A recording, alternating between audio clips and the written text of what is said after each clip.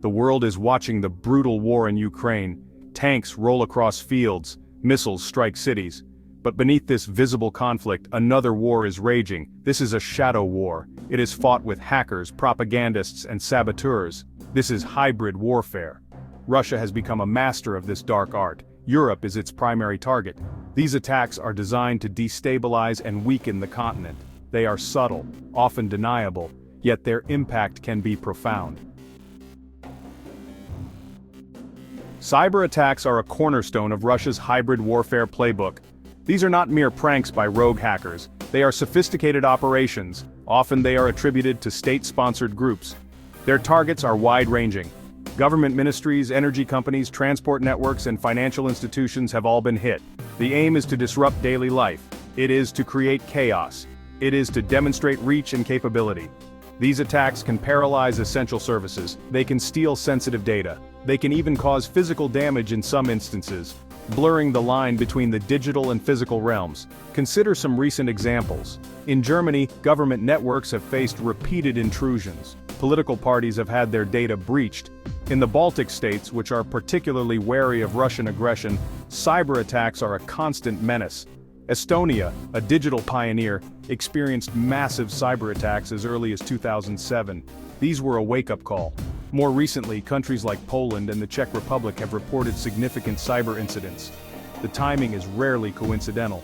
The impact of these attacks goes beyond immediate disruption. They erode trust in digital systems. Russia's hybrid war is not confined to the digital world. It also involves physical acts of sabotage. These are designed to damage critical infrastructure. They aim to send a clear message of capability and intent.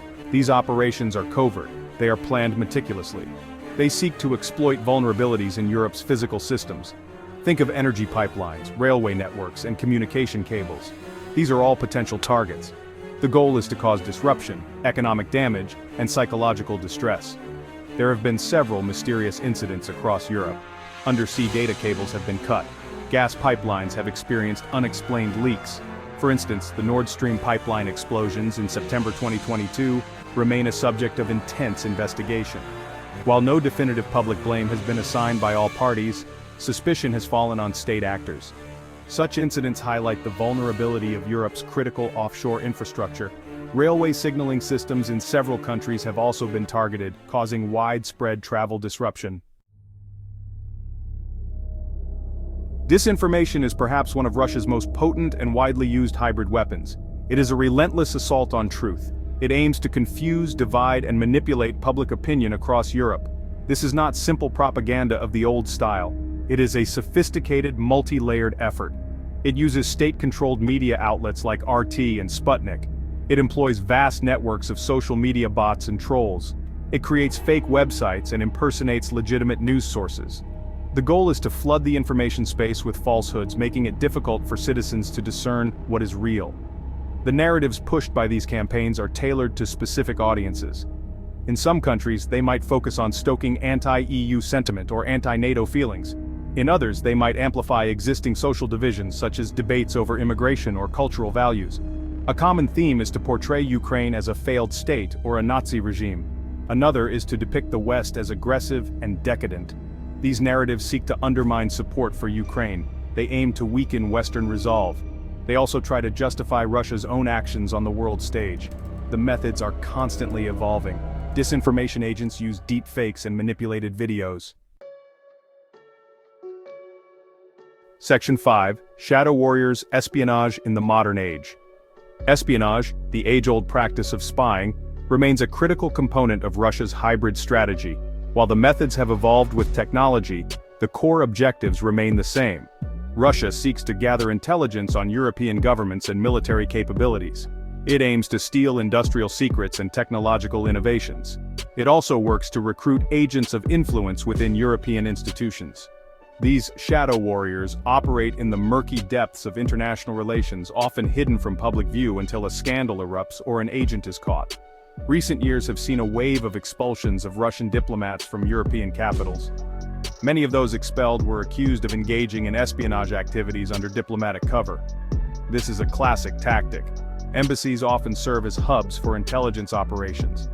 Beyond diplomats, Russia also attempts to recruit individuals in sensitive positions. This could be government officials, military personnel, scientists, or business executives. The motivations for collaboration can vary, from financial gain to ideological sympathy or even blackmail. These operations are patient and long-term. Section 6. Why now? Russia's calculus in a shifting world.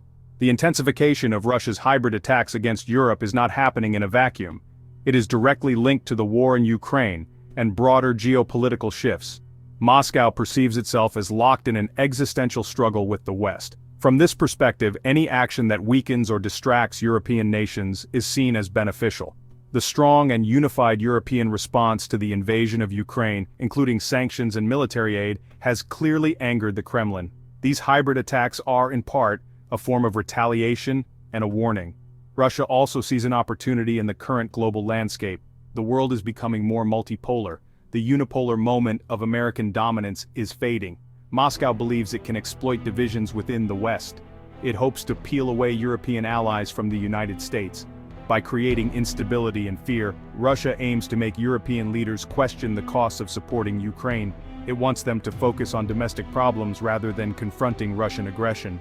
This is a long-term strategy designed to reshape the European security architecture in Russia's favor. Furthermore, Russia may feel a sense of urgency. The war in Ukraine has not gone as planned. It has exposed weaknesses in the Russian military. Section 7. The stakes for Europe. More than just discomfort. The stakes for Europe in this ongoing hybrid war are incredibly high. This is not merely about isolated incidents of cyber attacks or disinformation campaigns. It is about the fundamental security, stability, and democratic integrity of the continent. If Russia's hybrid tactics succeed, the consequences could be severe. European unity, which has been remarkably strong in response to the Ukraine crisis, could begin to fray. Distrust among member states could grow, making collective action more difficult. This is precisely what Moscow hopes to achieve. The economic costs are also significant. Cyber attacks can cripple businesses and disrupt critical infrastructure, leading to substantial financial losses. The need to constantly upgrade cybersecurity defenses diverts resources that could be used elsewhere. Sabotage of energy infrastructure can lead to price spikes and supply shortages, impacting households and industries alike. Beyond these direct costs, the climate of uncertainty created by hybrid threats can deter investment and slow economic growth. This constant pressure acts as a drain on European prosperity and resilience. Perhaps the most profound threat is to European democracy itself. Disinformation campaigns erode public trust in institutions, in the media, and in the electoral process. Section 8. Europe's Awakening, Countering the Hybrid Menace. Europe is not standing idly by. There is a growing awareness of the scale and nature of Russia's hybrid warfare. Nations across the continent are beginning to bolster their defenses. This involves a multi-pronged approach. Firstly, there is a significant increase in investment in cybersecurity. Governments and private companies are hardening their digital infrastructure. They are improving their ability to detect, prevent, and respond to cyber attacks. This includes sharing threat intelligence more effectively among EU member states and with NATO allies. Secondly, efforts are underway to combat disinformation. This includes supporting independent media and fact-checking organizations. Media literacy programs are being developed to help citizens identify fake news and propaganda. Social media companies are also under increasing pressure to take more responsibility for the content shared on their platforms. Some countries have established government task forces specifically dedicated to countering foreign disinformation campaigns.